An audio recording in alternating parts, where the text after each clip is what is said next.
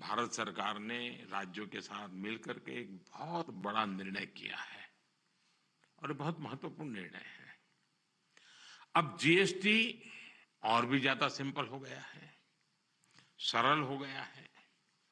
GST के मुख्यतः दो ही रेट रह गए हैं, 5% और 18%, 5% और 18%। और 22 सितंबर सोमवार, जब नवरात्र का पहला दिन है और ये सारी चीजों का मातृशक्ति को संबंध तो बहुत ही रहता है,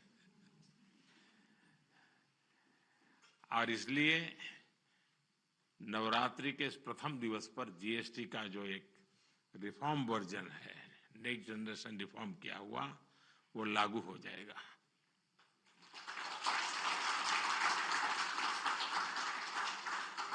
यानी नवरात्रि से ही देश के करोड़ों परिवार की जो जरूरतें हैं वो और अधिक सस्ती मिलनी शुरू हो जाएगी। ये आजाद भारत के सबसे बड़े आर्थिक सुधारों में से एक था। तब देश को अनेकों तरह के टैक्स के जाल से मुक्ति दिलाने का एक बहुत बड़ा काम हुआ था। अब 21वीं सदी में आगे बढ़ते भारत में जीएसटी में भी नेक्स्ट जनरेशन रिफॉर्म की आवश्यकता थी और उसको किया गया है।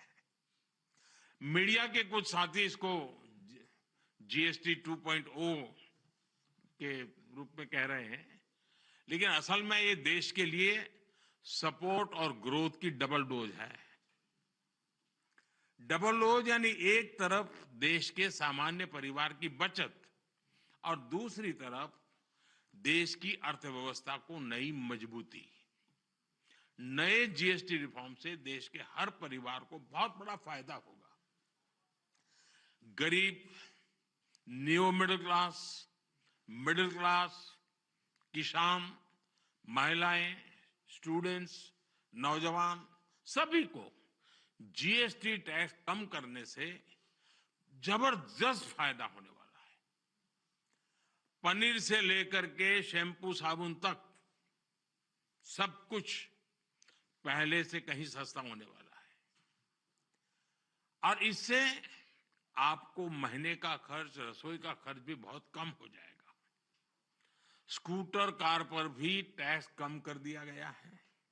इसका बहुत फायदा उन नौजवानों को होगा जो अभी अपनी नौकरी शुरू कर रहे हैं।